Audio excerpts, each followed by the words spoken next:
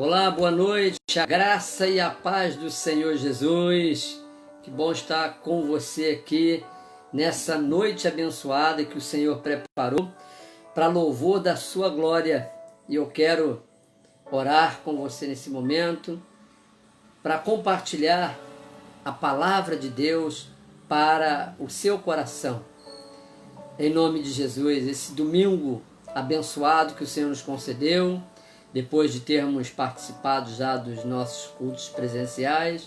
E se você não pôde participar dos cultos presenciais, Deus, Ele privilegia você com essa oportunidade de, através da internet, através do canal do Facebook, do YouTube, participar, assistir, ser alimentado com a palavra através dessa live. Eu quero orar com você nesse momento, em nome de Jesus, louvando a Deus pela sua vida, pela sua companhia, pela sua presença. Irmão Riba, que o Senhor te abençoe em nome de Jesus. Uma noite abençoada, uma noite de paz para o seu coração. Abraço na irmã Mirani. Vamos orar? Senhor, nosso Deus, nosso bendito Pai, louvado e glorificado seja o teu nome. Nós te agradecemos por esta noite na tua presença, noite que o Senhor preparou para louvor da tua glória, para abençoar a nossa vida, para ministrar o nosso coração. Que neste momento, quando a tua palavra será compartilhada, que o teu Espírito encontre em cada coração lugar para fazer essa boa semente germinar e dar fruto que honre, glorifique o teu nome e edifique outras vidas, Pai. Em nome do Senhor Jesus, nos abençoe nesse tempo de comunhão, Senhor. Abençoe a tantos, Deus, que precisam nesse momento do teu socorro, do teu livramento, da cura, da libertação, aqueles que estão angustiados, aqueles que estão, Senhor, cansados, sobrecarregados, possam encontrar em Ti o alívio, o descanso para as suas almas, serem fortalecidos na fé, na caminhada, que a Tua palavra ela traga para o nosso coração, Senhor, a orientação que precisamos para vivermos uma vida consagrada, abençoada, movida pela fé, em nome do Senhor Jesus. Amém. Aleluia, bendito seja o nome do Senhor. Deixa só eu tentar ver aqui, eu não consigo ver quem mais está comigo agora na live, mas depois eu vou mandar para você também o meu abraço, o meu alô, em nome de Jesus. Muito obrigado pela sua presença, viu? Pelo privilégio de poder contar com a sua participação nessa live. Eu quero ler com você a palavra de Deus. Nós vamos meditar nessa noite no texto de primeiro livro dos Reis, no capítulo 18, versículo 19 e 21. Primeiro livro dos Reis, capítulo 18, versículos 19 e 21. E também no primeiro livro dos Reis, capítulo 18, versículo 37 e 39. Vamos ler a palavra de Deus que diz assim: Agora, pois, manda ajuntar a mim todo Israel no Monte Carmelo, como também os 450 profetas de Baal e os 400 profetas de ídolo, chamado Azera, que comem da mesa de Jezabel. Então enviou Acabe mensageiros a todos os filhos de Israel e ajuntou os profetas no Monte Carmelo, e Elias se chegou a eles, a todo o povo, e disse: Até quando cocheareis entre dois pensamentos? Se o Senhor é Deus, seguiu; se é Baal, seguiu. Porém o povo nada lhe respondeu. Versículos 37 a 39. Responde-me, Senhor, responde-me, para que este povo saiba que tu, Senhor, és Deus e que a ti fizeste retroceder o coração deles. Então caiu o fogo do Senhor e consumiu o holocausto e a lenha e as pedras e a terra, e ainda lambeu a água que estava na vala. O que, vendo todo o povo, caiu de rosto em terra e disse: O Senhor é Deus, o Senhor é Deus. Palavra do Senhor para o nosso coração. Acabe, rei de Israel, é filho de Onri, e ele reinou por 22 anos no chamado Reino do Norte. Ele compõe a lista dos soberanos que sucederam os seus pais, considerados como os que fizeram o que era mal aos olhos do Senhor. Mas com um agravante que destaca Acabe, o mal que ele fez foi mais do que todos os outros que foram antes dele. A história dos reis do Reino do Norte foi marcada com esta triste realidade. Todos fizeram o que era mal aos olhos do Senhor. Acabe surge como soberano do Reino do Norte em Samaria, quando Asa, rei de Judá no Reino do Sul, está no seu 38º ano de reinado. Só para termos uma ideia, observe os nomes que Acabe deu aos seus 2 filhos, Acasias, o Senhor segura, e Jorão, o Senhor é exaltado. E como a sua postura nos leva a crer que ele não pretendia substituir o culto ao Senhor pelo culto a Baal, mas adorar os dois ao mesmo tempo, Deus e Baal. Isso comprova o ambiente de completa idolatria em que Israel, sob a liderança de um rei negligente na sua função de soberano da nação, que delega à sua mulher Jezabel, perversa e idólatra, o poder de decisão nas questões do governo. E é nesse contexto que surge o profeta Elias, gileadita da região chamada Tisbe. O seu nome significa "O Senhor é meu Deus". É uma designação bem coerente com a essência do ministério que ele desenvolveu junto aos judeus neste período de idolatria em torno de Baal, num período em que Israel está dividido entre a adoração a Deus e a este ídolo. Elias inicia suas atividades públicas de maneira contundente, com uma profecia que traz consigo o juízo de Deus sobre a nação dos judeus, que ficará por 3 anos e 6 meses na mais completa sequidão. Uma estratégia de Deus para reconquistar o coração do seu povo. Sim, Deus utiliza, conforme a sua soberania, os recursos que melhor entende para atrair para si homens e mulheres a quem ele ama e quer bem. É impressionante a autoridade incontestável demonstrada por Elias como profeta de Deus, o que faz com que o rei logo o identifique como o perturbador de Israel, por causa do seu compromisso com o chamado profético, provando assim a sua isenção no que diz respeito a qualquer atitude de conveniência com o sistema pecaminoso que vigorava em Israel. A seca foi não somente a manifestação do juízo divino sobre os judeus por causa da idolatria, mas também foi uma demonstração de que, embora Baal fosse considerado o deus da fertilidade e o deus das nuvens de chuva, como significa o seu nome, ele na verdade não tinha a mínima capacidade de determinar absolutamente nada sobre a chuva que tanto o povo de Israel precisava.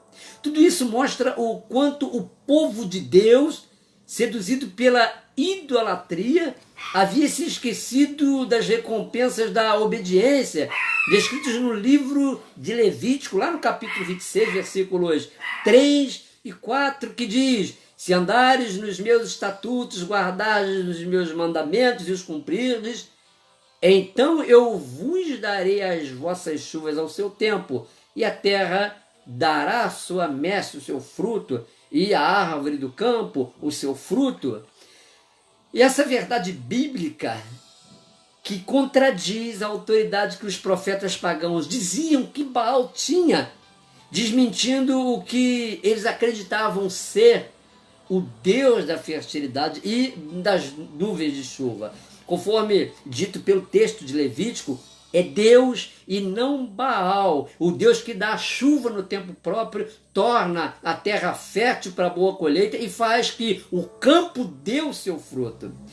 Isso ficará provado através do desafio feito pelo profeta Elias aos 450 profetas de Baal e aos 400 profetas de Azera, no período do reinado de Acabe, enquanto lá em Jerusalém estava o templo construído por Salomão em honra ao Senhor e frequentado pelos judeus da tribo do sul. Em Samaria, o rei de Israel construiu o templo de adoração a Baal. Capítulo 16 do primeiro livro dos Reis, versículo 32, fala sobre isso, e como um ato que, assim, oficializava a idolatria praticada pelas tribos ligadas ao Reino do Norte.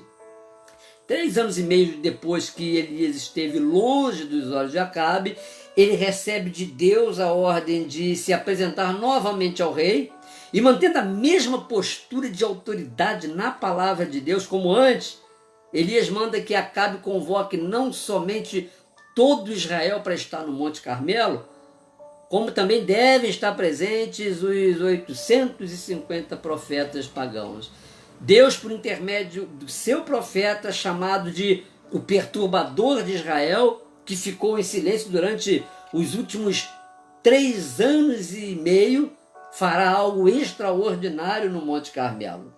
Mas o que todos estavam prestes a ver não significava uma disputa de território entre Deus e as entidades pagãs, Baal e Azera, a quem os judeus estavam adorando ao mesmo tempo em que simulavam a adoração a Deus. Pelo contrário, Deus não necessitava do evento ocorrido no Carmelo para mostrar sua diferença em relação aos ídolos, como também não havia no coração de Elias qualquer pretensão de provar aos profetas pagãos quem de fato era o verdadeiro profeta, porque é evidente que Deus não digladia com os ídolos para comprovar a sua superioridade sobre eles, e também Elias tinha tanta convicção do seu chamado que se sujeitar ao duelo com os ídolos para se autoafirmar como homem de Deus era algo que jamais ele pensou em fazer. Mas, por uma única razão, Deus realizou o extraordinário evento no Monte Carmelo. E qual foi essa razão? Por que razão Deus realizou esse evento lá no Monte Carmelo? O propósito de Deus era voltar para ele o coração dos israelitas, seduzidos pelo engano da idolatria que Acabe e Jezabel promoviam em Israel. O que fica comprovado na oração que Elias fez no versículo 37, pedindo a Deus: responde-me, Senhor, para que este povo saiba que tu, Senhor, és Deus, e que a ti fizeste retroceder o coração deles. O povo de Deus desconhecendo a Deus. A Bíblia revela que o caráter de Deus como Deus zeloso, ele é um Deus zeloso, ou seja, ele é aquele que não divide a sua glória com ninguém e que somente ele deve ser adorado. Já em relação ao caráter dos ídolos, o que podemos entender é que não há para eles problema nenhum em Deus ser colocado no meio deles como mais um a ser adorado pelas pessoas. E foi com base nesta linha de raciocínio que Acabe, influenciado pela sua mulher Jezabel, levou à ruína o reino do norte. Jezabel era filha do sidônio Etbaal e o seu nome significa com ou junto a Baal, ou seja, casando-se com Acabe, a fim de honrar ao seu pai, Jezabel dá continuidade à sua aliança com Baal. E é por causa disso que entendemos como ela foi ferrenha defensora dos profetas de Baal e fiel ao ídolo, ao ponto de o rei de Israel construir um templo para Baal na capital Samaria.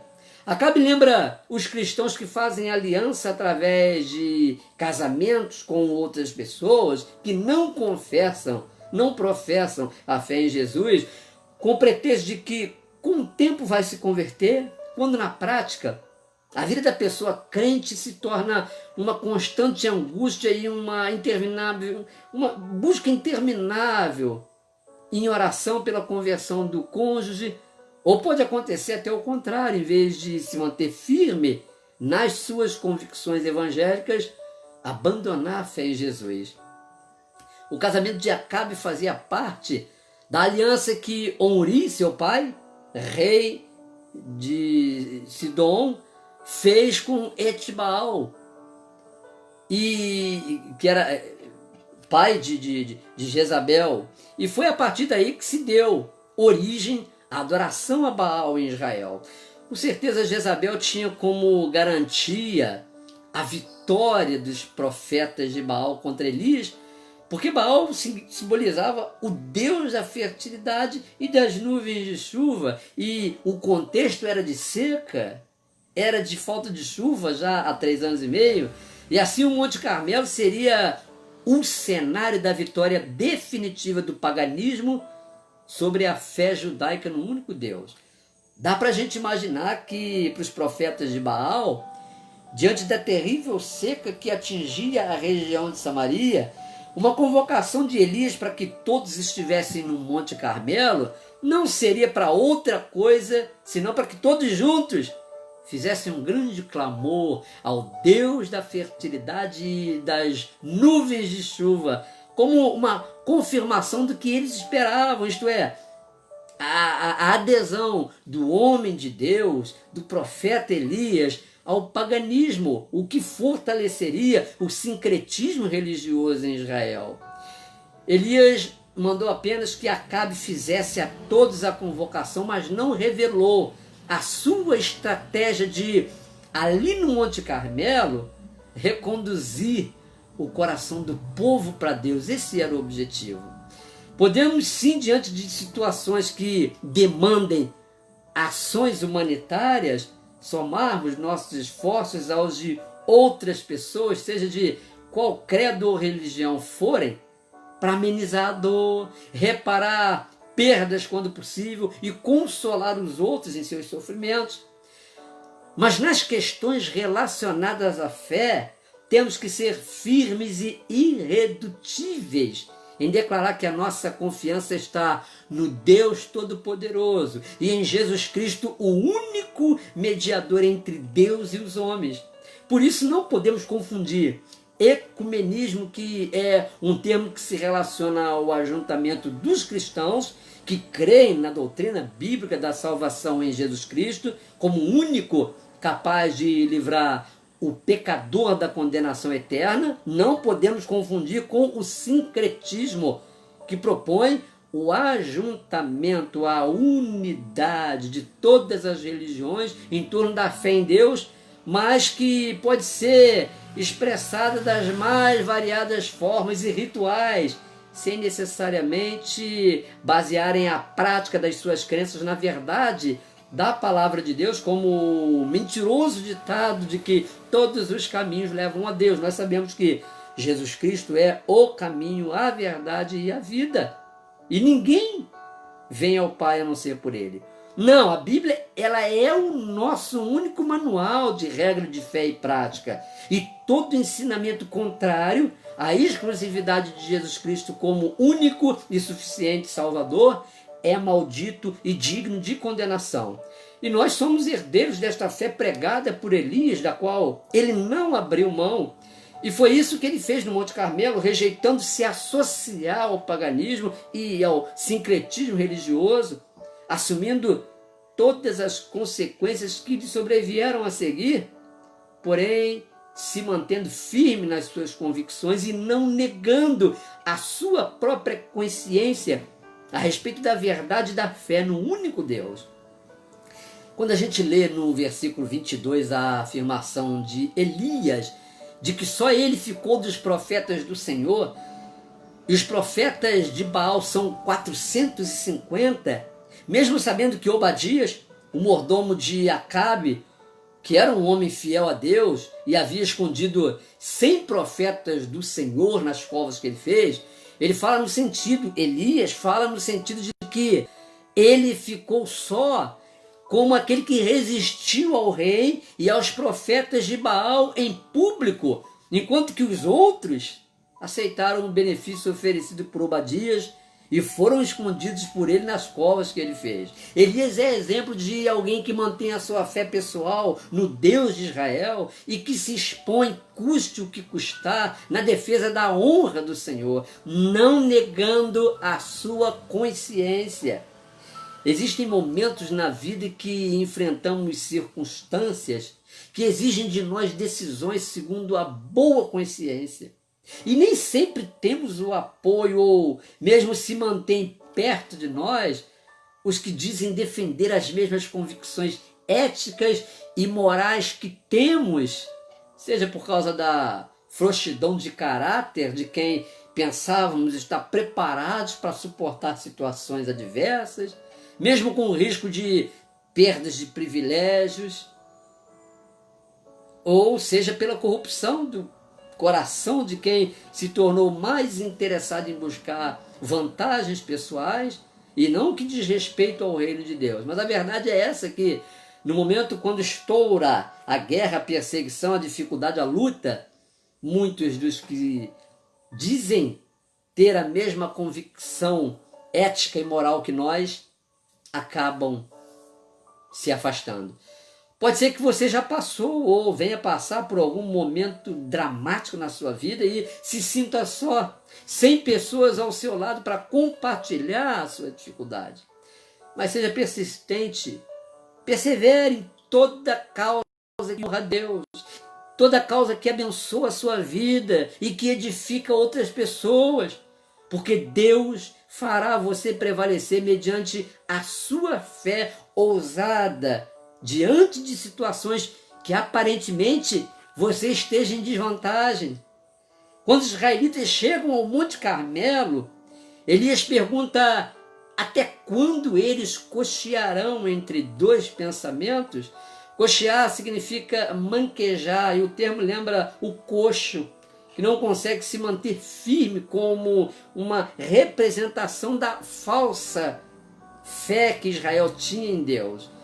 Mais de 60 anos haviam se passado desde a divisão do povo de Deus em dois reinos, sul e norte. E a geração de judeus que vivia em Samaria não viu os grandes milagres que Deus operou em favor do seu povo. E a maioria daqueles daqueles judeus, cresceu sobre a influência do paganismo. Desde quando Jeroboão fez lá os dois bezerros de ouro, colocando um em Dan e outro em Betel, incitando os israelitas a adorá-los, chegando a dizer para eles: eis os deuses que te tiraram do Egito, ó Israel. Lá no capítulo 12 fala sobre isso. E logo depois, a introdução do culto a Baal a partir do casamento de Acabe com Jezabel, como já falei. E quando Elias fala aos judeus sobre a sua fé manca, a fé manca dos judeus, nada eles respondem, o que quer dizer que, conforme diz o ditado, quem cala consente, como uma atitude que comprova o quanto o coração daquele povo estava corrompido pela idolatria e pelo sincretismo religioso, de tal maneira que eles aceitavam, eles concebiam sem qualquer dificuldade a adoração a Deus e ao mesmo tempo se curvarem diante de Baal, porque aquelas práticas religiosas já faziam parte da formação deles, como equiparando Deus ao ídolo pagão. E é isso que Elias pede na sua oração, que Deus se revele ao seu povo e assim mostre o propósito do ajuntamento de todos ali no Monte Carmelo como uma estratégia de Deus reconquistar o coração de Israel. Interessante que a Bíblia trata Deus como marido e o povo de Israel como esposa, sendo a idolatria considerada uma prática de adultério espiritual, que foi o que aconteceu na relação dos judeus com Deus, quando eles se prostituíram adorando a Baal. Estando lá no Carmelo, Elias determina como será preparado o sacrifício, o que foi uma grande surpresa para os profetas de Baal, que esperavam, quem sabe, uma proposta de acordo da parte do profeta do Senhor, para que todos estivessem juntos num grande e único clamor ao Deus e a Deus e a Baal ao mesmo tempo, pois afinal se tratava de uma necessidade regional que provocava terríveis danos, prejuízos, né, a todas as pessoas, aquela seca terrível. A verdade é que tem que ser dita no episódio ocorrido no Monte Carmelo, é que nem sempre a maioria prevalece nas questões que dizem respeito à vontade de Deus. Todos os esforços dos 850 profetas pagãos, chamando, clamando em altas vozes pelo nome de Baal, desde a manhã até o meio-dia, se cortando com facas, derramando seu próprio sangue a fim de atrair a atenção de Baal, não foi suficiente para sensibilizá-los, muito menos atendê-los. Por sua vez, Elias zombava deles, dizendo que se Baal não lhes atendia, era porque estava meditando, atendendo a outras necessidades, ou viajando, ou até mesmo dormindo. Com isso, Elias atribuía a Baal limitações incompatíveis com aquele que por eles era considerado Deus. Passado o tempo estipulado para que os profetas de Baal o invocassem, acabou o período deles, sem obterem nenhuma resposta, Elias manda que o povo se achegue a ele como o portador da mensagem divina e o representante de Deus. E o modo de Deus agir continua sendo assim, porque não existe e nem existirá nenhuma outra maneira de Deus abençoar o seu povo, a não ser através da profecia da palavra. A ordem ao povo no Antigo Testamento foi crer em Deus e crer nos seus profetas como a condição para que alcançassem a prosperidade. No segundo livro das Crônicas, capítulo 20, versículo 20, você pode encontrar isso. E isso levado a sério de tal maneira que nem mesmo o rei podia tomar qualquer decisão sem antes consultar o profeta do Senhor. No Novo Testamento, no tempo da graça, a ordem acerca da bênção de Deus sobre a nossa vida continua sendo a mesma, através da profecia. Porém, o que aconteceu foi a mudança da figura do profeta humano, substituída de uma vez por todas por Jesus Cristo, que não representa, como os profetas no Antigo Testamento representavam, a autoridade de Deus. Jesus Cristo, ele é a própria autoridade de Deus em pessoa. Se no Antigo Testamento se fazia necessária a figura do profeta para guiar e orientar o povo de Deus nas questões relacionadas à obediência à sua palavra, na dispensação da graça, Jesus Cristo é estabelecido como voz única e definitiva a quem todos devem ouvir e obedecer. E esta é a verdade que se confirma através da voz do próprio Deus, quando Pedro, Tiago e João, lá no Monte da Transfiguração, ouviram aquela voz falando, declarando aquelas palavras acerca de Jesus. Este é o meu filho amado, a ele ouvi. Marcos capítulo 9, versículo 7. Em outro texto da Bíblia também está escrito: porque todos os profetas e a lei profetizaram até João. Mateus 11, versículo 13. Isso significa que não precisamos hoje de um profeta como no estilo do Antigo Testamento. E o último deles, João, que aparece no Novo Testamento, reconheceu que Jesus Cristo, o Cordeiro de Deus, que ele anunciava, nele se cumpria toda a lei e os profetas. Por isso que podemos dizer que não há nenhuma profecia maior do que a Bíblia, como o próprio Jesus afirmou sobre a verdade absoluta em João, no capítulo 5, versículo 39, onde ele declara que as Escrituras Sagradas testificam dele, e ninguém pode falar em nome de Deus fora do que orienta a Bíblia Sagrada. Voltando a Elias, lá no Monte Carmelo, quando tudo estava preparado, diferentemente dos profetas pagãos que se estenderam por toda a manhã, clamando em alta voz, se cortando com facas, fazendo os seus rituais de danças na presença de todos, mas sem receberem nenhuma resposta de Baal, Elias, com uma só frase, resumiu a sua oração a Deus de maneira suficiente para ser atendido com fogo. Jesus disse em Mateus capítulo 6, versículos 7 e 8, que não é pelo muito falar que seremos atendidos por Deus nas nossas orações, e que o Pai conhece todas as nossas necessidades antes mesmo de lhe pedirmos qualquer coisa. Saber e acreditar nisso faz toda a diferença quando oramos colocando diante de Deus alguma coisa que já é do conhecimento dele e que com certeza ele fará.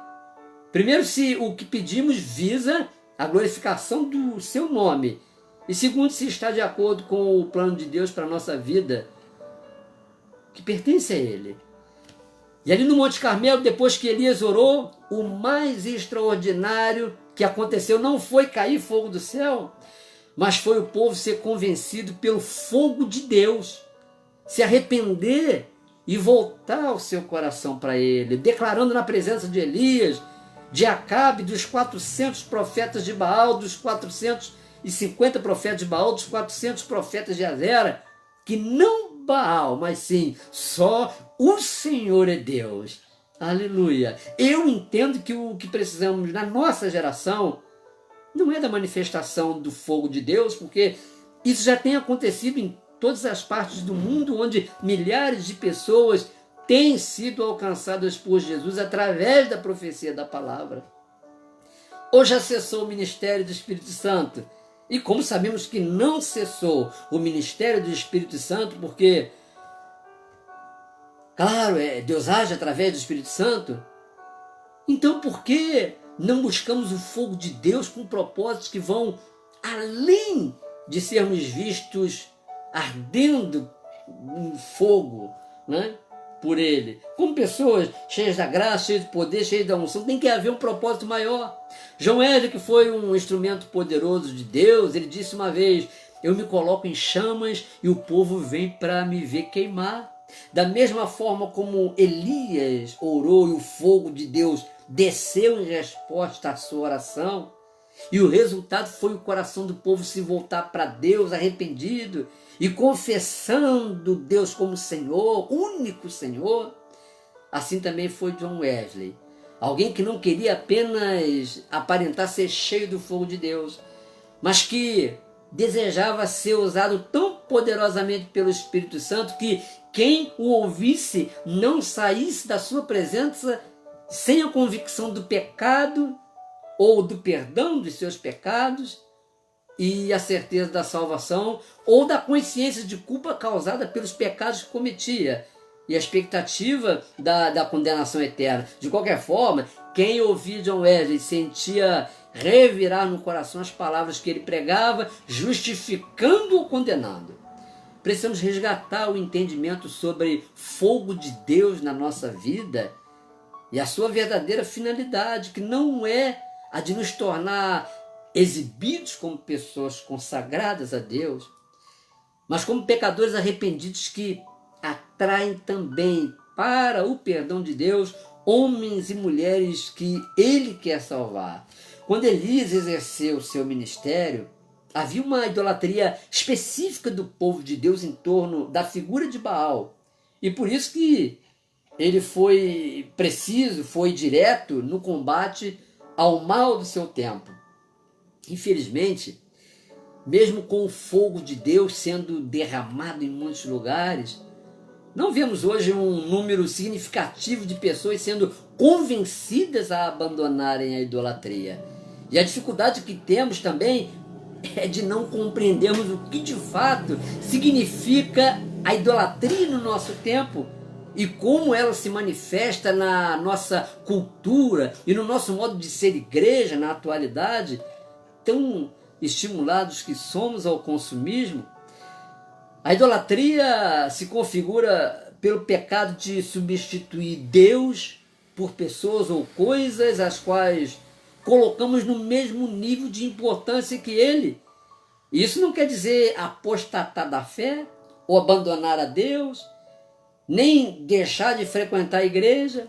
Isso tem a ver com dividir o nosso coração com os ídolos cujos altares nós construímos para eles, também dentro de nós, onde ninguém vê, só Deus, que é zeloso e não aceita dividir a sua glória com ninguém, e procura para si verdadeiros adoradores que o adorem em espírito e em verdade. E estes ídolos até satisfazem determinados desejos temporais que Deus não se interessa em satisfazer, porque são desejos que não estão de acordo com os seus princípios eternos, nem fazem parte do propósito dele para a nossa vida. A Bíblia é tão clara que ela mesma diz: agrada-te do Senhor, e Ele satisfará os desejos do teu coração. Isso quer dizer um coração rendido a Deus, independente daquilo que Ele pode dar ou fazer, porque a sua satisfação plena está nele, pois se agrada dele como o bem mais desejado. E quando isso acontece, Deus, segundo a sua soberania, ou a sua vontade soberana, tendo sido reconhecido pela pessoa como o seu bem de extrema necessidade, aí sim, até os desejos do seu coração ele satisfaz. Quando Elias restaura o altar que estava em ruínas, ele toma 12 pedras, segundo o número das tribos de Israel, sem, obviamente, excluir Judá, que não estava debaixo do governo de Acabe, mas estava incluído no sacrifício que Elias ia oferecer ao Senhor, porque ele não era profeta do Reino do Norte, nem do Reino do Sul, mas profeta de Deus para todo o seu povo, na sua forma completa. Então ele edifica o altar em nome do Senhor e age com todos os preparativos para a cerimônia do sacrifício. E para confirmar os olhos dos profetas de Baal, diante deles, aos olhos deles, e do próprio povo, que Deus não depende, Elias, para confirmar que Deus não depende de circunstâncias naturais favoráveis para agir, ele manda encharcar de água o altar de pedra que restaurou, até que a água escorresse pelas valas. Sim, Deus não precisa de circunstâncias naturais favoráveis para fazer o extraordinário na vida de ninguém, para intervir em situações adversas na vida de uma pessoa, ou curar uma enfermidade diagnosticada pelos médicos como progressiva e irreversível. Você espera um milagre de Deus na sua vida quando reconhece que já empenhou todas as suas forças até o seu limite para mudar a situação em que se encontra, sem alcançar resultados favoráveis. Não espere que aconteça em sua vida enquanto as circunstâncias estiverem naturalmente favoráveis. Não espere a bênção de Deus nessas circunstâncias, porque é exatamente onde não há mais possibilidades humanas que o agir de Deus opere em seu favor. Você nessa noite está sendo alertado pela palavra para identificar possíveis ídolos que tomam o lugar de Deus em seu coração. E isso pode estar ligado à satisfação de desejos que você experimenta, que traz para você aquela sensação de que não falta nada para você ser feliz, mas você pode, em alguma área da sua vida, estar negligenciando a sua mais profunda necessidade. A sua necessidade essencial é de Deus, e a sua satisfação plena está em obedecer à vontade de Deus. Agora pergunte para si mesmo, faça isso como um dos testes para o seu próprio coração. E se Deus tirar de mim coisas importantes, pessoas, e se Deus alterar as condições relacionadas ao meu padrão de vida social, a minha situação financeira, tudo isso que eu considero como essenciais, coisas que coisas que você também não imagina, como seria a minha vida sem isso? Pensando nisso agora, nesse momento, isso afetaria a sua felicidade? alteraria o conceito que você tem sobre o que é realmente qualidade de vida. Quando você tiver coragem, honestidade e Deus vir sinceridade no seu coração para abrir mão de tudo pela felicidade única da presença e do fogo dele na sua vida, aí você poderá dizer que está assim liberto da idolatria e que realmente reconhece que só o Senhor é Deus. Muito mais do que qualidade de vida, Deus quer que você tenha uma vida com qualidade. Você pode ter qualidade de vida através das oportunidades que lhe agreguem valor e importância segundo o conceito desse mundo acerca do que é viver e experimentar o bem.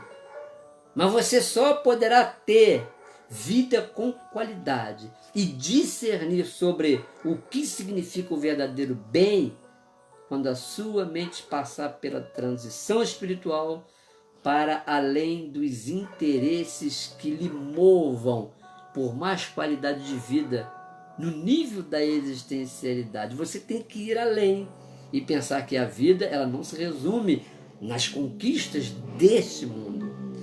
Quando receber de verdade a vida com abundância que só Jesus pode dar, Deus deve estar acima de todas as coisas em seu coração. Você pode amar todas as coisas sobre Deus e nem por isso amar a Deus sobre todas as coisas. Pense nisso e peça ao Espírito Santo com coragem, honestidade e sinceridade para sondar o seu coração, como pediu o salmista, e ver se há em mim algum caminho mau e guia-me pelo caminho eterno. Que Deus abençoe seu coração. Que Deus abençoe a sua vida. Convido você a orar comigo neste momento. Senhor, nosso Deus e nosso Pai, em nome de Jesus, nós queremos que verdadeiramente o nosso coração esteja rendido a Ti. A Tua palavra diz que o Senhor se apresenta como forte.